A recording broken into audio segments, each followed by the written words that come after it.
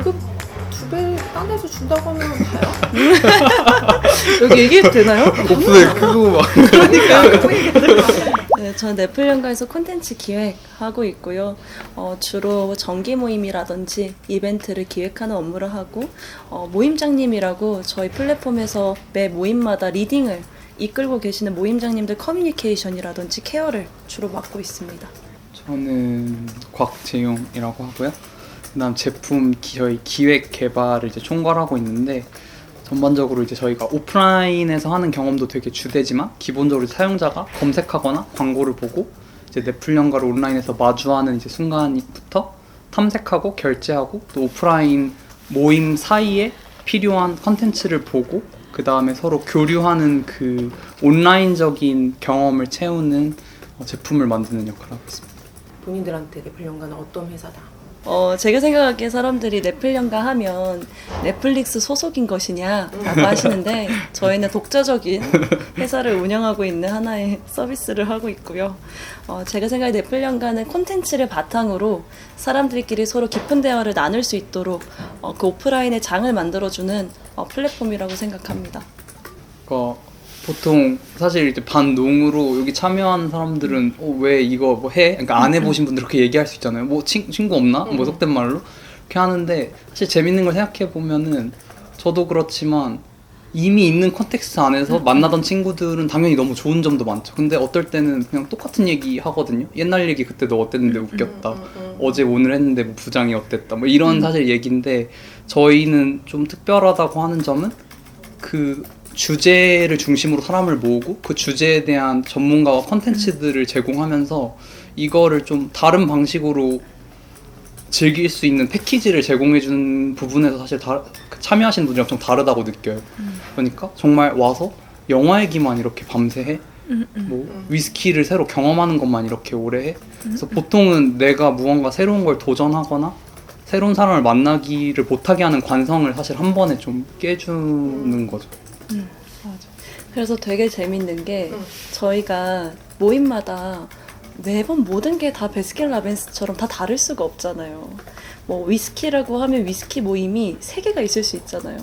근데 저희 듣는 멤버분들이 위스키를 좋아하면 이걸 한번 듣고 다른 거를 들을 수도 있지만 또다시 위스키를 모임을 신청을 하실 때도 있으세요. 같은 모임을. 왜냐하면 우리는 열어보기 전까지 어떤 사람이 존재하고 어떻게 이야기의 흐름이 지나갈지 모르니 매번 새로운 초콜릿인 거예요. 까봐야 아는 거죠. 그래서 저도 보니까 주제에 대해서 뭔가 결이 맞는 사람들이랑 이야기를 나누고 싶은 것도 있지만 이번에는 어떤 사람이 올까? 라는 사람에 대한 큐레이션인도 포함이 되는 게 커뮤니티인 것 같더라고요. 그래서 이 3박자 콘텐츠 그리고 뭐 주제 그리고 사람 모이는 사람 이 3박자가 맞아야 뭔가 그 안에서 또 시너지가 분위기가 있는 것 같아요. 온님은 그 주제를 정한다고 했잖아요. 그 주제를 정할 때 기준이 따로 있을까요? 우선 정말 고민을 많이 해요. 왜냐하면 변수가 너무 많아서 이런 경험도 있었어요. 분명히 같은 주제였어요. 같은 주제인데 제가 어느 시점의 연애에 따라서 모객이 엄청 잘 될 때도 엄청 어려울 때도 있거든요.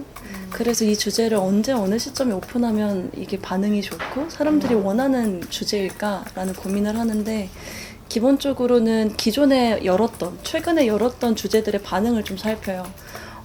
이런 주제가 좀 사람들한테 빨리 반응을 하네. 저희가 알림 신청이나 찜이나 대기자라는 그 확인할 수 있는 게 있거든요. 모임을 열기 전에. 그럼 그거에 대한 수치를 보고 이런 거에 좀 더 반응을 하네 라고 하면 그거에 조금 초점을 맞춰서 더 연락을 많이 하거나 그런 주제로 제가 만들어서 제안을 하거나 이런 식으로 좀 땡기는 것 같아요. 성과가 좀 안 됐을 경우 그거는 결국은 인원이 모이지 못했다는 거면 결국은 이게 다시 돌아가서는 트렌드를 좀 파악하지 못했다게 될 수도 있고 트렌드를 파악하지 못했다는 거는 시대의 변화의 흐름을 제대로 못 읽었다가 될 수도 있을까요? 정말 다양한 요소를 제가 요즘 발견하고 있는데 주제도 그럴 수 있는 것 같아요. 주제에서 만약에 요즘 사람들은 이미 이거 한철 지났대. 이제 끝물이래 라고 생각을 하면 그 주제를 좀 쉬어가요. 왜냐면 다시 돌아올 수도 있으니까 우선은 쉬어가고 그때가 되면 뭔가 주제에 대한 콘텐츠도 고민을 하지만 우리가 잘 보여줬나? 우리가 마케팅적인 부분들을 잘 소화했나? 이것도 보고 저희 홈페이지 안에서 사람들이 잘 찾을 수 있도록 안내했나? 이러한 부분도 좀 보는 것 같아요. 왜냐하면 너무 많으니까 여기에서 이 사람들이 발견할 수 있도록 우리가 잘 안내해줬는지도 체크를 하게 되는 거죠. 그럼 어떻게 보면 발견할 수 있도록 하는 거는 우리 용님의 몫이잖아요. 맞아요. 아, 어떻게 잘 발견할 수 있도록 만들어줘요?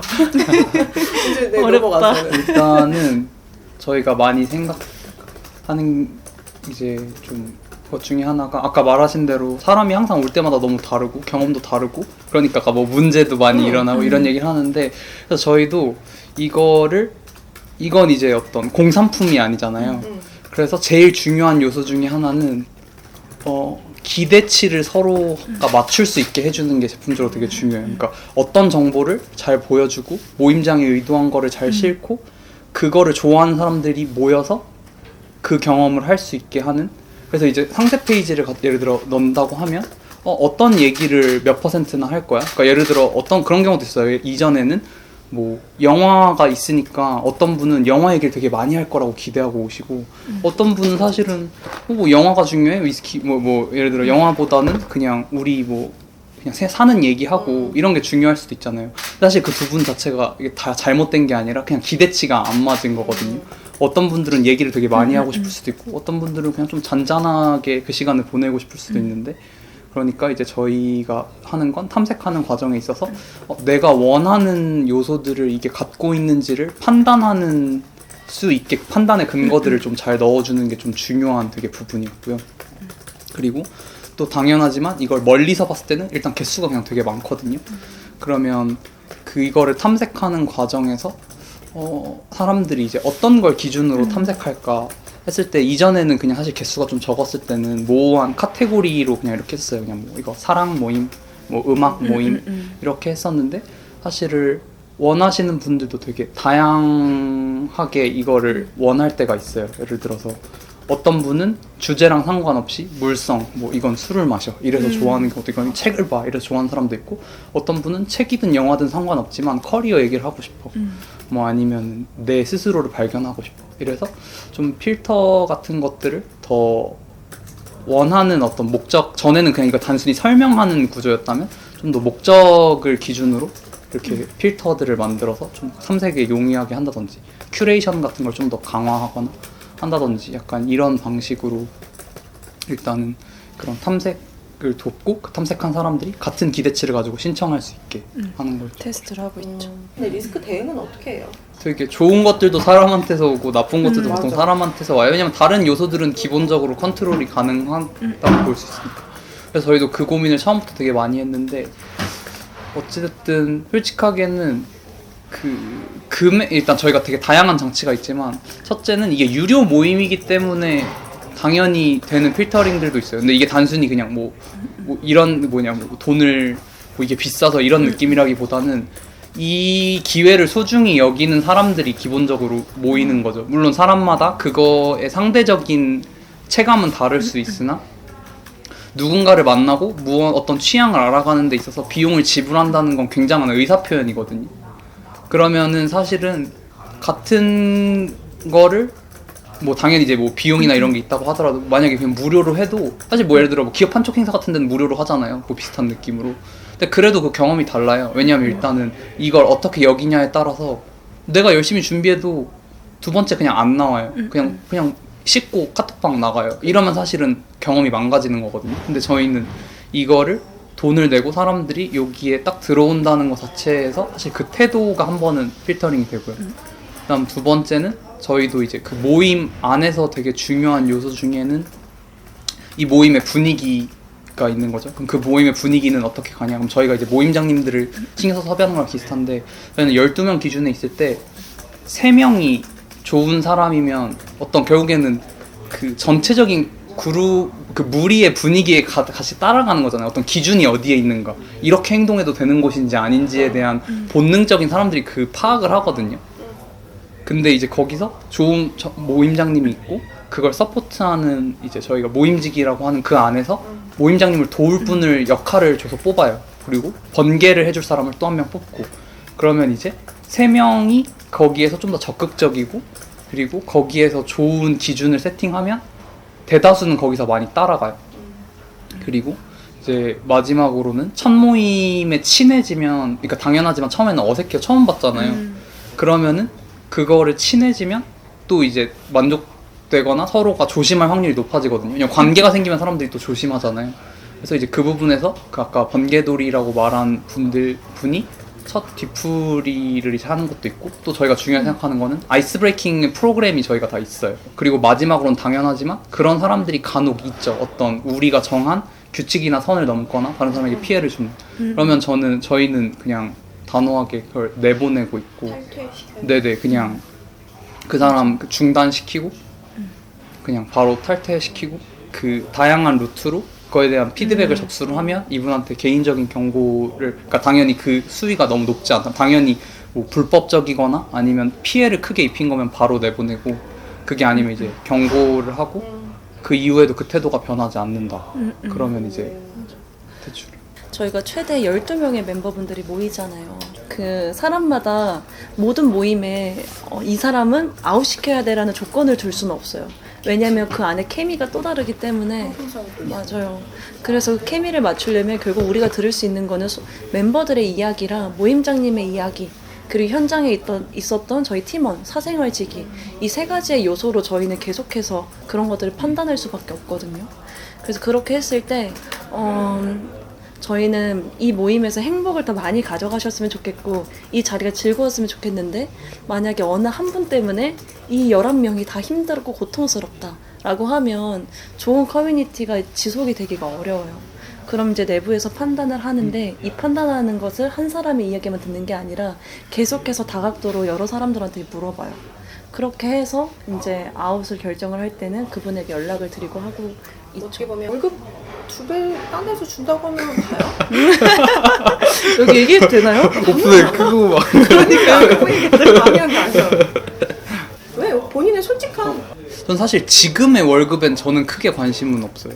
그러니까 이건 당연히 상황 다르겠지만, 그러니까 아까 2배 했을 때 기준은 뭐냐면, 예를 들어서 5년, 10년 뒤에 제가 그것보다 뭔가, 그러니까 지금 하는 이게 뭐 스톡옵션이든 아니면 내가 하는 이 경험이 나를 성장시키는 어떤 무유형의 모든 내가 지금의 시간으로 얻어내는 게 5년, 10년 뒤에 그것보다 훨씬 크다는 믿음이 있으면은 사실 그거는 그 결정은 그렇게 어려운 것 같진 않고, 그냥 지금 2배로 옮겼을 때 거기서도 분명히 얻는 것과 잃는 것들이 네. 있을 거잖아요. 근데 그게 그냥 저는 그 기준으로 결정을 내릴 것 같아요. 근데 지금 사실 여기 있는 이유는 그냥 5년, 10년 뒤에 내가 어떤 한 개인으로서 금전적으로든 아니면 그냥 내 하나의 나 개인의 능력이 내가 여기서 해낸 이게 어쨌든 저의 자산이 되는 거잖아요. 그게 훨씬 더 크지 않을까? 2배보다 훨씬 크지 않을까? 그러면은 전 있을 것 같아요. 그래서 안 간다. 안 가. 저는 약간 그 기준이 있는 것 같긴 해요. 저는 배움이라는 게 항상 중요하다고 생각을 하고 내 역량에 대해서 계속 뭔가 되묻고 있거든요. 내가 어느 정도의 일을 하고 있나? 왜냐면 스타트업 같은 경우에는 직함이랑 직무가 모호한 경계가 있을 때가 많잖아요. 근데 큰 기업과는 뭐 상사, 뭐 팀장, 뭐 이러한 것들이 있는데, 그럼 난 도대체 어느 정도의 직함까지 내가 올라가 있을까? 이런 고민은 들 수밖에 없어요. 스타트업 다니면서. 그래서 만약에 내가 2배를 받을 수 있다? 근데 그 회사에서 나에게 어떤 직함을 준다? 그럼 저는 거기에서 고민을 엄청 많이 할 것 같아요. 이사. 내가 그 정도의 깜냥이 되냐? 된대. 된다? 그러면 이거는 조금 있다가 다시 60초 후에 공개해보겠습니다. 오케이. 생각해보는 시간을 드릴게요.